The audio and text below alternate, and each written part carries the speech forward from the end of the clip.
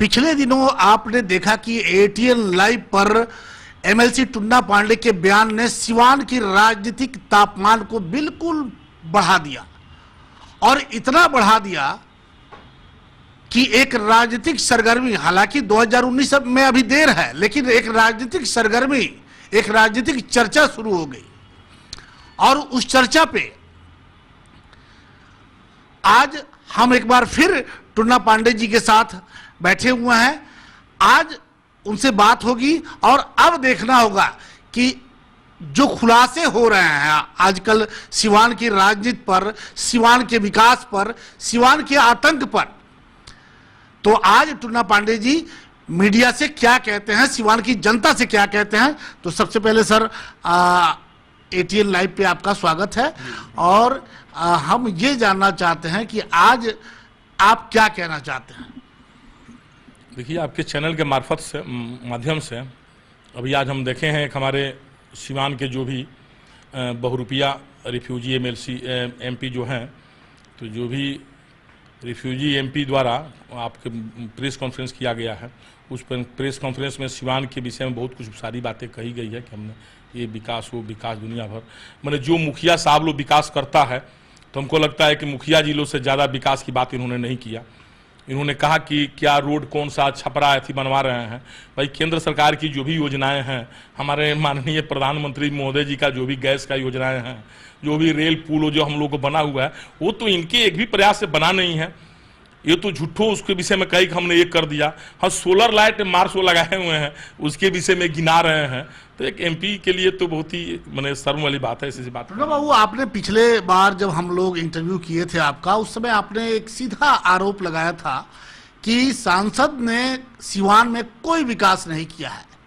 आज आपकी इस सवाल को जब हमने सांसद के सामने रखा तो उन्होंने कहा कि टुन्ना पांडे के घर तक जाने वाला सड़क भी मैंने बनवाया है। बिल्कुल, वो तो अच्छी बात कह रहे हैं।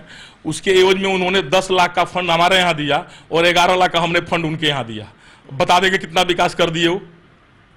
हमारा फंड था, हमने 11 लाख उनके यहाँ छठ घाट बनवा दिया। उनके मुखिया जो है उनको कहे कि इनको भैया दे दीजिए आप।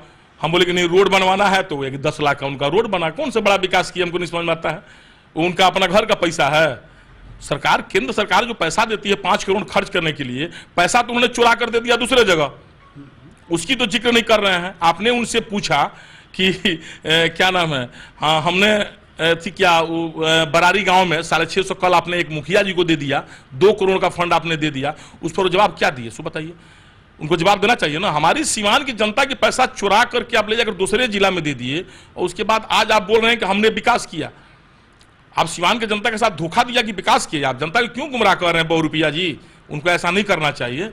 वो तो अपने आपने पिछले बार ये भी आरोप लगाया था कि सांसद, पूर्व सांसद साहबुद्दीन का खौफ दिखा करके वो लगातार सदन में जा रहे हैं। अब ये झूठा खौफ नहीं चलेगा। आज उन्होंने अपने मुंह से कहा कि अब सिवान में खौफ नहीं है, अब विकास की बात होगी। तो क्या आने वाले चुनाव में क्या विकास का ही मुद्दा होगा? देखिए, सबसे बड़ी बात है कि आपके जो भी दल बदलू एमपी साहब हैं, हर बार हम यही उनको कहेंगे, उनका मानसिक संतुलन खो गया है। वो पगला गए हैं, इसमें कहीं दो राय नहीं है। उनको पागल एमपी भी कहा जाए। वो आदमी जनता को बहुत गुमराह किए सिवान में। अभी प्रेस कॉन्फ्रेंस में उन्होंने कहा कि नहीं, हमने पिछला चुनाव जो लड़ा सो साहबुद्दीन के आतंक पर लड़ा। उन्हें प्रेस कॉन्फ्रेंस में कहा है, आप देख लीजिए। फिर आपसे उन्होंने कहा कि नहीं ना, अब विकास पर लड़ेंगे। चलिए, 2 मिनट में उन्होंने 2 शब्द कहा, पता नहीं वो किस चीज पर लड़ेंगे। वो तो वही बताएंगे ना कि विकास पर लड़ेंगे या कि आतंक पर लड़ेंगे। इसके पहले तो खाली आतंक का ही नाम जपते थे। कम से कम हमारे आवाज उठाने के बाद उन्हें विकास का नाम तो मुंह से ले लिया। हो सकता है मरते वक्त भी जो लोग नारायण कह लेता है तो उनकी मुक्ति मिल जाती है। अंतिम में उन्हें विकास का भी तो नाम लिया, अपराध का नाम छोड़ करके। और उन्होंने कहा कि अब सिवान में विकास का ही काम चले। क्या अब सिवान में अपराध खत्म हो गया क्या? अभी तो हत्या हुई है, अभी चाकू चला है सिवान में। अब जितने लोगों को मरवाना था सब लोग को मरवा लिया, अब उनके टारगेट में कोई नहीं है क्या? वो तो जब जब ग्राफ उनका गिरता है, श्रीकांत भारती के परिवार को उन्होंने सिवान से हटा दिया यहाँ से। पता नहीं उस परिवार का क्या गलती था, उस परिवार के मुखिया की इन्होंने मरवा दिया। उसमें इनका हाथ है, अगर जांच किया जाए तो। हमसे उनका विरोध का मेन कारण ही बढ़ा तो है आगे जाकर के ये किसी के साथ कुछ कर सकते हैं, इसमें कोई दो राय नहीं। लेकिन उनका ये कहना है कि टुन्ना पांडे जी से हमारा बड़ा अच्छा संबंध था और ये संबंध तब बिगड़ा जब टुन्ना पांडे परिवारवाद करने लगे, अपने भाई को एमएलए बनाने के लिए एकदम जिद कर बैठे, जिसका हमने विरोध किया था। इसकी क्या सच्चाई? ओम नमः शिवाय। आपके चैनल के मार्फत से कहेंगे, अगर एमपी साहब शर्म अगर बची हो आपके पास तो कम से कम हमसे तो झूठ नहीं बोलिए, हमारे सामने बैठ जाए एमपी साहब और सिवान की जनता बैठ जाए, हमारे सामने आंख पर आंख मिलाकर ओम प्रकाश यादव एमपी बोल दे कि परिवारवाद कौन करता है। उन्होंने अपने आप हमसे खुद उन्होंने कहा, दो आदमी और हमारे साथ थे पटना जंक्शन पर, कि भैया हैप्पिया के मना कर दी, हम गए रनिया भारत भैल रामविलास जी से, पशुपतिनाथ पारस से, ओकरा के टिकट हर हालत में हम दिवा देव, वो चिंता मत करो। तो एंडी चोटी लगोले बनी, तो ये अपने बेटा के टिकट के लिए एंडी चोटी लगाए, और जब इनको बेटा को टिकट नहीं मिला तो लोग कहते हैं अंगूर खट्टा। हम अपने भाई के टिकट के लिए एक नेता अगर कह दे कि किसी को फोन किए हों और किसी के पास गए हों, हम अपने भाई के टिकट के लिए किसी नेता से बात तक नहीं किए हैं। अब कह रहे हैं परिवार बात कर रहे हैं, वो अपने बेटा के लिए एड़ी चोटी लगा दी जब उनका गला नहीं। अरे मुखिया का तो टिकटें नहीं दिवा सकते हैं, वो एमपी एमएलए क्या टिकट दिवाएंगे। अभी वो आपके सामने कहे हैं ना बलरिया चुनाव के विषय में, कौन वो विवेक के लिए घूमते थे। अरे भाई विवेक जी को आप टिकट दिवाते थे, वहां पर गब्बर यादव को आप अपने साथ घुमाते, उनको टिकट दिवा रहे थे। अभी जिस दिन बात हुआ उस दिन आप अनिल गिरी जी को अपने साथ रखे हुए तो उनको टिकट दिवा रहे थे, धर्मेंद्र पटेल जी को टिकट दिवा रहे थे, वहां कितने लोग टिकट बलरिया दिवा रहे थे भाई, अवध बिहारी चौधरी जी को टिकट दिवा रहे थे। इन्होंने अपने बेटी का शादी किया उनके भतीजा के साथ, कहते हैं कि वही हमारा भतीजा उनका वारिस है, तो कि हम बीजेपी का आपको टिकट बलरिया से दिवा के चुनाव लड़ा देंगे, अपने बेटा को टिकट दिवाइए रहे थे। ये तो सबको धोखा दे रहे थे, टिकट दिवा रहे थे, अपने बेटा के चक्कर में पड़े हुए थे। जब इनको बेटा को टिकट नहीं मिला, जितना वैल्यू कैपेसिटी रहेगा उतना ही नहीं कर पाएंगे। इनको लोग जान गया कि बहुत रुपया नेता है, इतनी नहीं जाएगा, कोई वैल्यू तो है नहीं। जनता की सहानुभूति के चलते जीत गया, साबुद्दीन साहब का नाम लेकर के खौफ दिखा करके लोगों को, इसका चलेगा, इसको टिकट नहीं मिला तो कहता है कि इसीलिए टुन्ना जी हमसे नाराज हो गए। अरे हमको 51,000 वोट मिला, उसको गिनती आता है कि नहीं एमपी को, उससे पूछिएगा 51,000 वोट मिला हमको। और जिरादेवी में प्रचार किया, जिरादेवी में हमारे विधायक को हरवा दिया। उनका ये भी कहना है कि आप बीजेपी में नहीं है, आपको बीजेपी से निकाल दिया गया है। बीजेपी उसके घर में रहती है क्या? बीजेपी उसके घर की पार्टी है? उस एमपी से थोड़ा आप पूछिए कि अरे रिफ्यूजी तुम हो बीजेपी में, तुम बीजेपी के गोद लिए हो, कल तुम बीजेपी छोड़कर भाग जाओगे, तुम बहुरुपिया हो। टुन्ना पांडे का पूरा खानदान परिवार बीजेपी में था, बीजेपी में है, बीजेपी में रहेगा। ये इतना फैक्ट है कि हम बीजेपी का एमएलसी नहीं है, इसलिए कि बीजेपी का जो एमएलसी का चुनाव होता है वो पार्टी बेस पर नहीं होता है। बीजेपी अपना समर्थन हमको दी, समर्थन दी हमको कि हम बीजेपी द्वारा समर्थित एमएलसी हैं, बीजेपी पार्टी पर चुनाव नहीं होता है एमएलसी का। बात समझ गए ना सर? तो आओ रह गई वो निष्कासित के विषय में, अगर उसकी है हिम्मत तो कम से कम हमको एक कागज तो दिखा दे। हमको तो नहीं नोटिस मिला है कि हम बीजेपी से निष्कासित है कि निलंबित है। आपके चैनल पर देखिए अध्यक्ष महोदय कह रहे थे कि नहीं नहीं नहीं निलंबित है, बोले नहीं निष्कासित है, नहीं निलंबित है। आपके चैनल में चल रही थी, आप देखिए दोनों आदमी लगभग वहीं हो रहा था। हमने भी बीजेपी के नेता से पूछा, आज एक मिनट भाई साहब, हमने एक बीजेपी से नेता से पूछा भी पटना में कि सर हम बीजेपी में हैं कि नहीं, तो हंस कर बोले अरे भैया आपको क्या कह दिया, आपको कोई चिट्ठी मिला है, आप बीजेपी के सीट पर नहीं बैठते हैं, कि बीजेपी के कमेटी में आपको बुलाया नहीं जाता है, बीजेपी का मेंबर नहीं है, बीजेपी का हर निलंबित तो वो होता है निष्कासित जिसको पार्टी में नहीं बुलाया जाता है। हम मोदी जी के यहाँ जितने पार्टी के कार्यक्रम होते हैं पटना में, हमको हर में बुलाया जाता है। हमारा मोबाइल चेक कर लेना, एमपी को कहिए तो मोबाइल हमारा चेक करके देख ले, बीजेपी के नेता का एसएमएस क्या नाम है बुलावा चाहे निमंत्रण हमको मिलता है कि नहीं मिलता है। हमको जब जब समय मिलता है हम पार्टी में जाते हैं, नहीं मिलता है नहीं जा पाते हैं, फैक्ट बात है। तो आखिर इस तरह की बातों को करना कि टुन्ना पांडे बीजेपी में नहीं है, आखिर इसके पीछे मकसद क्या है? मकसद ये है कि देखिए वो आदमी जान गया है कि वो बहुरुपिया का पोल खुल जाएगा, वो रिफ्यूजी है, ज्यादा दिन तक अब गुमराह नहीं करेगा जनता को, पार्टी को भी गुमराह कर रहा था, अब पार्टी भी उसके गुमराह में नहीं आएगी, वो बात ही समझ चुका है। अरे जिसका अपना सगा बहनोई आरजेडी में हो, जिसका अपना बेटी का ससुर जिससे बेटी का शादी किया जिसके घर में, वो आरजेडी में भी लालू जी के सामने मिला है, पहले भी आरजेडी में रहा है, जिसका पूरा खानदान आरजेडी में है। ये कहता है कि आरजेडी के लोग आतंक फैलाते हैं, इसके सारा रिश्तेदार आरजेडी में है। आप ही बताइए कौन आतंकी हो गया, कौन पार्टी में नहीं है, और ये कहता है कि हम बीजेपी में हैं। ये तो पहले था कांग्रेस, निर्दलीय, जदयू, अब आ गया है बीजेपी, सारे अपने रिश्तेदार को रखा। राजद में कौन पार्टी बचा है, जवाब दीजिए आप हमको। ये बीजेपी का आदमी थोड़ी है, ये रिफ्यूजी गोद लिया हुआ आदमी है। और रोहिंग्या मुसलमान सब नहीं देखते हैं आप, ये रोहिंग्या मुसलमान है।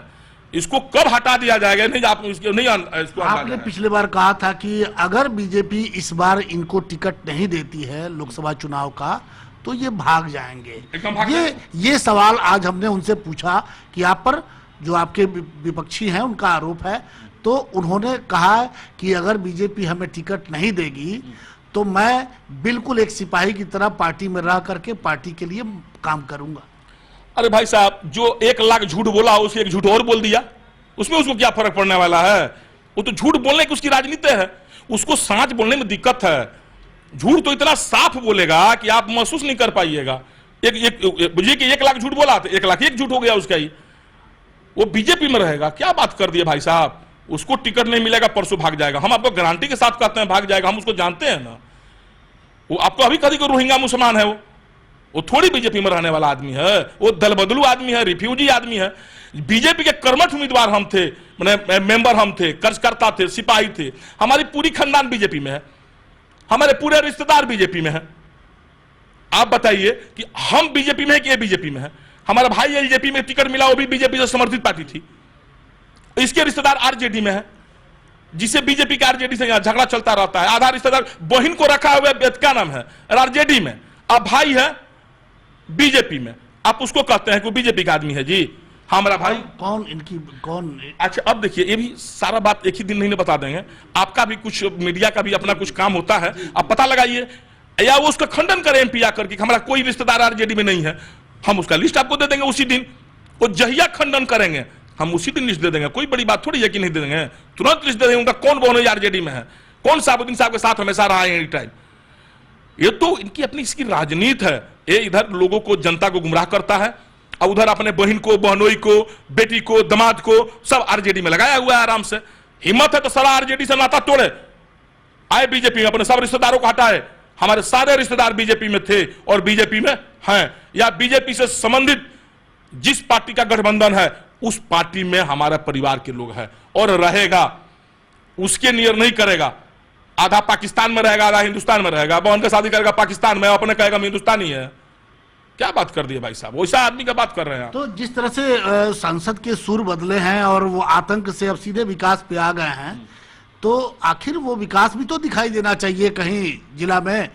किस पर लड़ाई होगी आने वाला लोकसभा का चुनाव? देखिए, वो तो झूठा आदमी का बोलने का तो है ही नहीं कुछ, मुंह तो उसके पास है नहीं। सीवान के जनता के पास खाली मुंह बनाकर मुंह बोलेगा।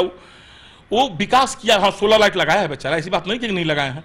वो जो वार्ड वाला जो करता है, लोग 2-4 को पीसीसी कराया है, कहाँ कराया है? कह नहीं रहेगा हमारे गांव में इन्होंने कराया। हम आपको जवाब दिए ना, 11 लाख हमसे ले लिया तुरंत। ये क्या हमारा विकास किया? हम करे कि कराए? वो रोड हम बनवाए कि बनाए? आप ही जोड़ लीजिए ना। तो ये तो देखिए, विकास का भी बात बोल रहे, ये झूठ बोल रहे हैं। इनसे विकास से संबंध ही नहीं है। विकास तो लोग नहीं कहते विकास पागल हो गया है, वही हाल है। विकास तो लोग दिया लेकर खोज रहा है सीवान जिला में। चलिए, अब विकास पर भी लड़ेंगे, जनता के बीच में जाएंगे। जनता पूछेगी ना कि एमपी साहब विकास है कहाँ, आप हमको दिखाइए तो कम से कम। इन्होंने देखिए हमेशा अपराध की राजनीति सीवान जिला में की है और वहीं राजनीति करने की कोशिश कर रहे थे, लेकिन अब इनका चलने वाला नहीं है। तो अब तो थोड़ा बहुत ये लाइन पर अपना बदलाव करने की कोशिश कर रहे हैं, लेकिन इनसे होगा नहीं। कितना दिन बदलेंगे? सीआर का रंग उतर गया है, अब ज्यादा दिन चलेंगे नहीं। इनका नील देह पर उतर गया है, आप जान जाइए। अभी 10 गुना इनका हिम्मत है तो क्यों नहीं आप मीडिया पर प्रेस करें, हमको भी बुलाएं, अपने भी आए, सामने बहस करके देख लें, जनता जवाब दे देगी। और खाली पार्टी का इन्हीं के बदल पर बीजेपी चलती है क्या? ये भी बीजेपी के नेता हैं, इनको नहीं पता कि बीजेपी का इनको टिकट लेने में कितना बुखार लगा था। ये बीजेपी में इनका अस्तित्व नहीं है 5 पैसा का भी। ये बीजेपी का अस्तित्व नहीं। हाँ, बीजेपी के वोट टिकट वो बीजेपी के नाम पर जीत गए हैं। ये हमारे माननीय नरेंद्र मोदी जी का शुक्रगुजार माने, सुशील मोदी जी का शुक्रगुजार माने, मंगल पांडे जी का शुक्रगुजार माने, यहाँ के सीवान की जनता की और सीवान की बीजेपी टीम का शुक्रगुजार माने। और उसका कार्यकर्ता को पैसा नहीं देकर दे दिए, गोपालगंज में लेकर कहते हैं वहां कार्यकर्ता को हम दे दिए, यहाँ कार्यकर्ता नहीं है बीजेपी का। तो आपको क्या लगता है कि ये जो पैसा सीवान का हक जो है, अगर छपरा गया, गोपालगंज गया, बेतिया गया, सासाराम गया, जनता उसका हिसाब लेगी? देखिए, ये जनता अगर हम लोग जैसे अगर खड़े रहेंगे तो जनता इनसे हिसाब जरूर मांगेगी। हम जनता को अवगत कराएंगे। जब जनता को, हम ही को नहीं पता था कि इन्होंने चोरी किया, अब जनता को क्या पता होगा? जनता भोली वाली जनता होती है। हम नेता थे ना जी, ये हम अपनी ही गलती मानते हैं कि सांसद इतना दिन चोरी करते रहा, हमको पता नहीं लगा। ये तो इधर जो मीडिया में आया वो आप लोग सौजन्य समझिए, लोगों ने उजागर किया, तब हमने भी इनसे पूछा और आप ही के चैनल के मार्फत से पूछा उस पीरियड में इनका बेटा का कितना गर्मी था। इन्होंने सोशल मीडिया पर हमारे विषय में अब शब्द बोलना चालू कर दिया, उसका जवाब इनको मिला, आगे भी मिलेगा, उसकी चिंता नहीं। जिस भाषा में बोलेंगे उसी भाषा में जवाब हम देंगे, थोड़ा सा उसको अलग नहीं देंगे। जनता को भी लगे कि इस एमपी को अब जवाब अच्छा मिल रहा है। पहले जवाब होता है ना कि सुई का काम तलवार से लोग कर देता था, घबरा जाता था। इस सुई से अगर खोदता है तो हम भी उसी सुई से इसको खोदेंगे। कितना दर्द होता है देखो एमपी साहब, तुम काम करो, जनता को गुमराह मत करो। इन्होंने इनका बेटा अब शब्द गाली देना चालू किया। आज इस हरिचंद बन रहा है, हमारा बेटा कुछ नहीं, कितना आती। अरे बेटा, तुम्हारा ऐसा बेटा तो भगवान सात घर मुदई को न दे, देहाती भाषा में लोग कहता है, और तुम बेटा की बात करता है। अपने अब शब्द बोला, बेटा से बोलवाया, मीडिया में है। इन्होंने अब शब्द बोलना चालू किया। हमारा काम है जवाब सवाल पूछना। हमने उनसे मान सम्मान के साथ सवाल पूछा, हमारी सवाल थोड़ा कटु था, उनको उसका जवाब देना चाहिए मीडिया के मार्फत। अच्छा, ये जब हुआ था आज से लगभग 10-15 रोज पहले आपने ये आरोप लगाया था, लेकिन आज सांसद सामने आई, इतनी देर क्यों हो गई जवाब देने में? हो गई अब इसे तो आप ही लोग को महसूस होना चाहिए ना। अभी सांसद ने दिया थी, क्या नाम है, वाइक, हमने उनका पीसी देखा, हम घर से तुरंत पहुंचे उसका जवाब देने के लिए। हम कहे कि आप चिंता नहीं करें, जवाब तुरंत अभी पीसी दिए, 1 मिनट लेट हमने नहीं किया। अरे उन्होंने तो अभी दिए ना, वो भी जवाब पड़ेगा। वो तो चोर आदमी है तो क्या देंगे, वो चोरी का पहले हथकंडा अपनाते गए। उनको लगा कि अब हम कुछ नहीं बोलेंगे तो हमारा और चोरिया उजागर होगा, उनके बोलने से उनका चोरी छुप जाएगा। वो जितना कुकर्म कर्म किए हैं, जितना चोरी किए हैं सिवान की जनता के साथ, सारा हम उजागर करेंगे और उनका हाथ सिवान में कुत्ता जैसे हो जाएगी। उस नेता को उनको कोई पूछेगा नहीं, सिवान में जहां से आए थे वहीं पर वो पहुंचेंगे, चिंता नहीं करें। और उन्होंने कह दिया, वो तो उनके समर्थकों का तमाचा हो गया ना। उनका एमपी अपने आप कहा, आप भाषा देखे, अबरा के मेहरारू गांव भर के भो जाइए। अरे बाप बाप, एमपी हो करके आप अपने आप इस भाषा का प्रयोग किए, आप अपने आप प्रूफ कर दिए कि आप सबसे कमजोर हैं। यहां पर आप सबसे दबे कुचले हुए थे। हम जिस ओम प्रकाश को जानकर एमपी को वोट दिए थे, सो ओम प्रकाश नहीं है, वो तो बहुत गिरा हुआ निरीह प्राणी है। हमने कहां वोट दे दिया महाराज? हम तो शेर को बच्चा समझ करके चूहे के कुत्ता को बच्चा को चुमा दे दिए। ये तो बहुत बड़ा गलत काम हो गया ना। इसको तुम घर में पोस लिए शेर जान करके, तो चूहा निकल गया। अपने आप आपको बोल दिया ना, मीडिया के सामने बोला है। लेकिन उनका यह भी कहना है कि टुन्ना पांडे को राजनीति में लाने वाले हम हैं। चलिए, ये भी अच्छी बात हो गई। ये अभी उन्होंने कहा कि अगर हमको विधायक अगर हम बनाना ही रहता तो हम अपने बेटा को बना दिए रहते। एमपी साहब, शर्म आ रही है कि नहीं आपको? हमारे मीडिया सुन लीजिए, आवाज से नहीं सुनते हो तुमको और सुनाइए ले जाकर के। अभी उन्होंने आधा घंटा पहले कहा, 1 घंटा, कि हमारे हाथ में अगर रहता तो हम अपने बेटा को विधायक या एमएलसी नहीं बना दिए रहते। अभी बोला ना उन्होंने अपने बेटा को। क्यों उस दिन अपने बेटा को आप एमएलसी क्यों नहीं बना दिया? अगर आपके पावर था तो। आपके पास औकात है कुछ नहीं, 2 पैसा का औकाते नहीं है। अचल है बात करने के लिए। जिस दिन राजनीति में वो आए उस दिन उनकी राजनीतिक पृष्ठभूमि देख लीजिए, क्या उनके पास औकात थी। हम राजनीति में आए, हमारी औकात देख लीजिए। उन्होंने बीजेपी में आने के लिए 75 बार नाक रगड़ा, एक भी कर्म नहीं उनका बाकी लग गया। हम बीजेपी में मान सम्मान के साथ पैदा हुए। हमको किसी विधायक ने टेलीफोन से कहा आप चुनाव लड़िए बीजेपी से। हमको बीजेपी मान सम्मान के साथ नहीं। एमपी को पता है क्या? उस एमपी को पूछिए, एमपी को जाकर के कहे, एमपी साहब सुने टुन्ना पांडे को टेलीफोन करके बुलाया गया कि आप चुनाव लड़िए एमएलसी का। ये सही बात है कि झूठ बात है? वो हमको क्या बना देंगे महाराज? हमको इस तरह बुलाया गया। लेकिन उनका तो कहना है कि जब आपको बुलाया गया और आप पहली बार जब उनके सामने आए तो उन्होंने कहा कि 2.5 करोड़ लेके आइए, एमएलसी बन जाइए। लेकिन टुन्ना पांडे 5 करोड़ लेके आ गए। तो 5 करोड़ उनके घर में रखा होगा, हो सकता है। हमको तो नहीं पता है कि हमको 1 करोड़ रुपया 50 लाख रुपया लगाए।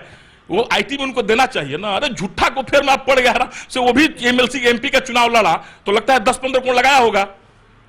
हमने ये तो अच्छी तरीका से आप जानते हैं कि कितना लगा होगा। 17-18 लाख रुपया जो लगता है मामूली सो लगा। सीवान की जनता हमको जिताई, पैसे से थोड़ी चुनाव जिताई। लोकसभा चुनाव की हम बात कर रहे हैं, उसमें कितना लगा? अगर पैसे, वो आदमी बोल रहा है ना, उसको बोलने की शैली देखिए। वो बोला धन बल। पहलका बार हमारे साथ बहुत बड़ा बल वाले चुनाव लड़े थे ना, याद होगा, उनको भी याद होगा ना। अब जो हमारे साथ पहला चुनाव लड़े थे उनसे बड़ा तो हम नहीं है भाई। उनकी राजनीतिक पृष्ठभूमि ज्यादा थी, हर तरह से दबंग हमसे हैं, आज भी हमसे श्रेष्ठ हैं राजनीति में, और कुछ में हो न हो राजनीति में हमसे श्रेष्ठ व्यक्ति हैं, मान सम्मान भी बड़ी इज्जत के साथ देते हैं। लेकिन जनता ने हमको जिता दिया, उस संजोग से हार गया, वो राजनीतिक एथी के चलते हार गया। अगर विनय भाई वोट नहीं काटे रहते तो वही बेचारू जीत गए रहते, स्पष्ट बात है। लेकिन लोग स्वीकार नहीं करके हमको जिता दिया। और दूसरा बार एमपी को नहीं पता है इसके विषय में कि जिसके यहाँ हम नौकरी करते थे 6,000 रुपया महीना पर, वो आदमी उससे बड़ा पूंजीपति हम नहीं ना है, हम उसके यहाँ नौकरी करते थे, वो 500 करोड़ का टर्नओवर उसके पास था, और वो आकर चुनाव हार गया, हम जीत गए। एमपी को आंख से नहीं दिखाई देता है कि धन और बल से चुनाव नहीं जीता जाता है, जनता का प्रेम दिल में बैठकर चुनाव जीता जाता है। और हम जनता के दिल में बैठ करके चुनाव जीते हैं। हम कोई अपराधी नहीं थे, हम कोई धनाढ़ व्यक्ति नहीं थे, तो हम उसमें चुनाव जीते हुए हैं। वो हमको क्या अभी आप कहेंगे अपने बेटा को हम विधायक बना देंगे, और फिर कह रहे हैं कि हमने उनको राजनीति में लाया। वो हमको राजनीति कैसे कौन लाने वाले हैं भाई? जनता नहीं जान रही है ना, तभी ना उनका बात चल जाता है। वो जान हमको कौन है लाने वाले, वो क्यों हमको लाएंगे? हमने उनका मदद किया एमपी में, 9 में भी हमने लोग वोट दिया, उनका खटिया छाप, इधर भी हमने उनको वोट दिया, इधर उनको चंदा भी हम लोगों ने दिया, तो वो चुनाव जीते। टुन्ना बाबू, जिस तरह से आरोप प्रत्यारोप का जो दौर चल रहा है, सिवान की राजनीति तो गर्म हो ही गई है, ये कब तक चलेगा? देखिए, उस सिवान की जनता को सिर्फ जवाब दे दे, और जो उन्होंने गलती किया उसके लिए माफी मांग लें कि हमने जो भी विकास बाहर ले जाकर दिया हमने गलत किया, बात तो स्पष्ट बात है। और उनको उसके बावजूद भी आप तो मेन मुद्दा नहीं सुन पाए, आपके सामने बोले वो एक चीज, सिवान के बेटी बहुओं के साथ बलात्कार हो रहा है, ठीक है, और एमपी जो यहां का प्रतिनिधि है वो प्रेस कॉन्फ्रेंस कर रहा है अपने घर में बैठ करके, 23 तारीख की घटना आज मीडिया के सामने कह रहा है कि जो उसके पिताजी आरोप लगा रहे हैं उसका पिताजी नहीं है, नकली वीडियो है।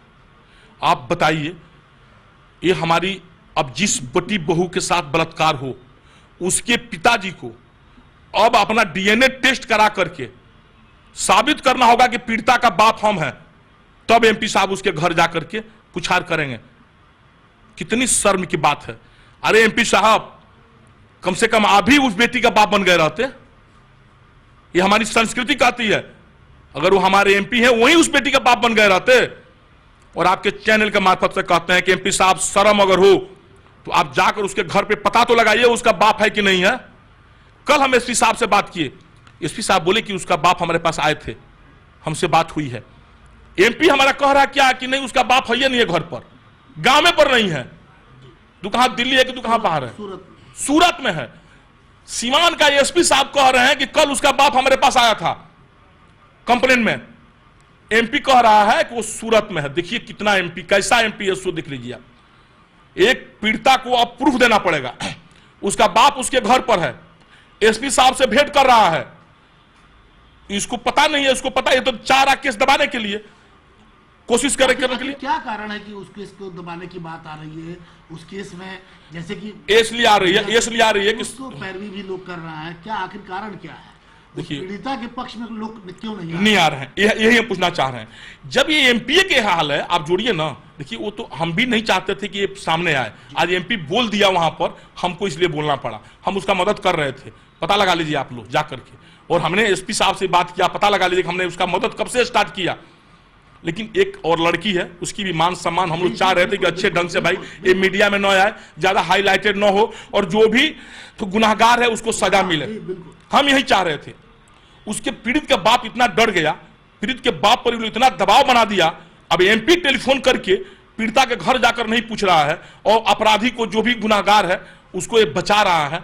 न्यायालय में केस आ गया, न्यायालय सजा उसका देगा स्पष्ट। हम न पीड़िता को देखे हैं और न अपराधी गुनाहगार को देखे हैं, हम दोनों को नहीं देखे हैं, ये आप जान जाइए। और वो जो बयान दे रहा, हमने कल मीडिया में उसका बयान देखा, कल वीडियो पर देखा, हमने तुरंत कल एसपी साहब को फोन किया कि सर ये जिला में कैसे हो गया सर, उसका बाप ऐसी क्या था दिया है? तो हाँ सर हमारे पास आया था, बात हुआ था, थोड़ा उसका वीडियो सर हमको भी भेजिए, हम सुने हैं सर उसका बाप हमसे भी आया था भेंट करने के लिए। एसपी साहब का बयान है, आप जोड़ लीजिए। आप तो उसके घर पे पुछार करने नहीं जा रहे हैं, थाना प्रभारी को चाहे लोग को दबाकर केस को आप दबा रहे हैं सिर्फ अपने वोट। और एक ब्राह्मण की लड़की है, सबसे उस गांव में गरीब ब्राह्मण है, वो सबसे गरीब ब्राह्मण की लड़की है, और उस गांव में ब्राह्मणों के 5 बेटियों के साथ एक घटना हुई है। एक 5वीं घटना है, 4 बेटियों पहले हो चुकी है, एक 5वीं बेटी के साथ घटना हुई है। उस गांव में लड़का हाराबाजी करके जाकर सब बलात्कार किया है कि आप करके दिखाओ तो जानते हैं, फलनिया फलनिया का तो हो गया, इसका भी कर लो। वो बेटी सुसाइड करने जा रही थी, उसके पिताजी कैसे कैसे उसकी मां उसको बचाई है। बेटी कही हम मर जाएंगे ना तो उसको सजा आप दिवाइए, तब जाकर FIR दर्ज हुआ है, उसको सजा दिया रहा। और MP जलील कर रहा वो, और उसके पिताजी को कह रहा है कि करिए।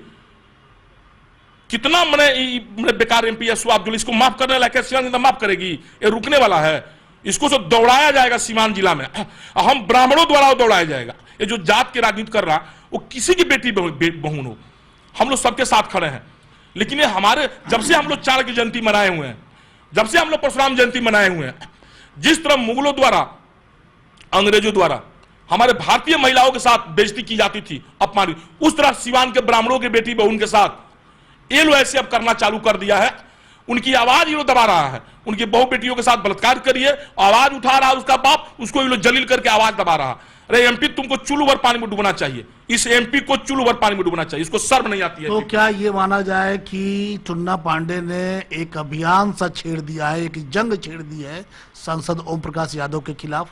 देखिए, अगर सांसद ओम प्रकाश को अगर हम लोग यहां से खत्म नहीं करेंगे, अब तो हमारी पहले सिवान की विकास खत्म हो गई थी, सिवान में अपराधी घटना चल रही थी। जब इसका ग्राह बिनता था, किसी का मर्डर करा देता था घुमा फिरा करके आदमी, इस पर अभी आरोप नहीं लग रहा था, अब हम लगा रहे हैं, इस बात को इंक्वायरी होगी इसकी। अब ये सारा से थक गया, अब लगे ब्राह्मण एकजुट हो गए, अब हमारी बेटी बहन सुरक्षित नहीं है। ये अपना अपराधी भेजकर उनके साथ बलात्कार कराएगा और उनका पैरवी करेगा। अब जो अपराधी होगा कहेगा चलो MP के साथ मिल लो, पंडित जी के बेटी। आगे क्या सोचा है? अगर इस तरह से घटनाएं घट रही हैं, इस तरह से पैरवी हो रही है, तो आगे आपने क्या सोचा है? तो देखिए, हम तो जन आंदोलन चलाएंगे, जन आंदोलन चलाएंगे, पीड़िता के साथ हम हैं।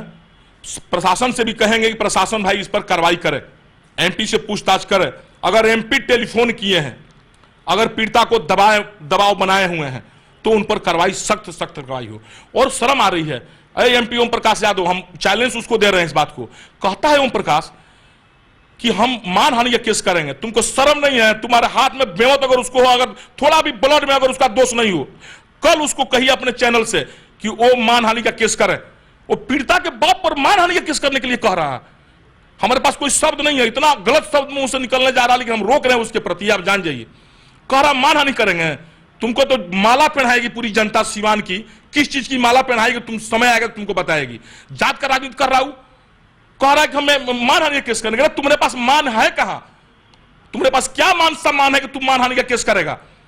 पीड़िता के बाप पर कह रहा। भाई साहब, आप भी सिवान के रहने वाले हैं, आप मीडिया चैनल वाले हैं, आपकी भी मैंने आंख झुक जाएगी अगर कोई ये शब्द MP कहता है। तो आम जनता कहती तो एक बात रहता, ये बात कह रहा है कि हम मानहानि का केस करेंगे, वो भी पीड़िता के बाप पर, और उसके बाप पर उंगली उठा रहा है। इसको समय नहीं है कि जाकर नारायणपुर में देख लें, इसको समय है पैसा देने के लिए गोपालपुर चला गया, गोपालगंज। एक विधायक को मुखिया को जिताने के लिए इन्होंने 2 करोड़ रुपया वहां दे दिया। अरे जिरादी में तुम क्यों नहीं अपना मुखिया जिता लिया, विधायक जिता लिया 2 करोड़ दे करके? 6 विधायक यहां हुआ करते थे, एक विधायक आ गए यहां पर, वो भी अपने रहमो करम पर आए हैं, वो भी इनको हरा दिया था बुरी तरह से ही। अभी वो भी अगर हमारे अवध बिहारी चौधरी जी नहीं जीते, इलेक्शन लड़े रहते, तो वो भी विधायक यहां से खत्म हो गए रहते। इन्होंने सारे विधायक को हरवा दिया, इन्होंने गोपालगंज में विधायक जिता दिया। बेटा होके तो तोरा, बेटी होके तो मोर। बिहार में जो विधायक जीतो लो तो नहीं जीता दे, अपना घर जो हर। अरे जिरादी में आप 2 करोड़ देकर जिता दिया रहता, वहां भी तो लोग थे, गोपालगंज दरौली दे दिए रहते। हमारे रघुनाथपुर, हमारे अभी जो अध्यक्ष महोदय हैं, उनको जिताया रहा था महाराज से रघुनाथपुर से। अभी कोऑपरेटिव का चुनाव हुआ, कहां थे? कितना मदद किए? कोऑपरेटिव के चुनाव में हम लोग 2 करोड़ रुपया का जो फंडवा दे दिए रहते सारा पैक्स अध्यक्ष लोग को, सब लोग को हम लोग, तो हमारे अध्यक्ष जी जीत गए रहते। क्यों नहीं जिता दिया? ये आदमी राजनीति करता है, इतना गंदा आदमी है ये तो बोलता कैसे है लोगों के सामने, हमको समझ में नहीं आता, बाप बेटा दोनों का।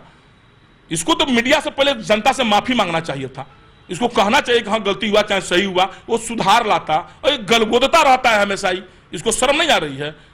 पीड़िता के बाप पर मानहानि केस करेगा, ये करे केस, इसको हम बताते हैं कैसे केस होता है। चलिए, आपने देखा कि किस तरह से लगातार वार पर वार हो रहा है सांसद ओम प्रकाश यादव पे, और जिस तरह की बातें सामने आ रही हैं, बड़ी ही यह विडंबना है इस देश का कि एक बेटी से बलात्कार होता है और उसके बाद वाकई में अगर इसमें कहीं भी थोड़ी सी भी सच्चाई है तो इसकी जांच होनी चाहिए कि उन्होंने बलात्कारी को या जो भी आरोपी है उसे बचाने के लिए क्या सचमुच में सांसद ओम प्रकाश यादव ने पैरवी किया था, जिस तरह का आरोप लड़की के पिता लगा रहे हैं। ये वाकई जांच का विषय है। लेकिन टुन्ना पांडे जी ने जिस तरह से कई खुलासे किया कि उनके परिवार के कई सदस्य, उनके कई रिश्तेदार राजद से जुड़े हुए हैं, तो ये वाकई बहुत गंभीर बात है। और जिस तरह से आज सांसद ने भी ये आतंक की बात छोड़ करके विकास की बात की है, और जिस तरह से उनके विरोधी अब ये कह रहे हैं कि विकास तो खोज रहा है इनको गांव-गांव और पूरे शहर में, तो देखना है कि 2019 में जनता किस तरह से अपने राजनेता से हिसाब मांगती है और किस तरह से उनसे अपने एक एक पैसे का, जो सिवान से बाहर चला गया, जो सिवान का हक था वो पैसा बाहर चला गया, उस पैसे का हिसाब जनता किस तरह से लेती है, ये तो 2019 का चुनाव ही बताएगा।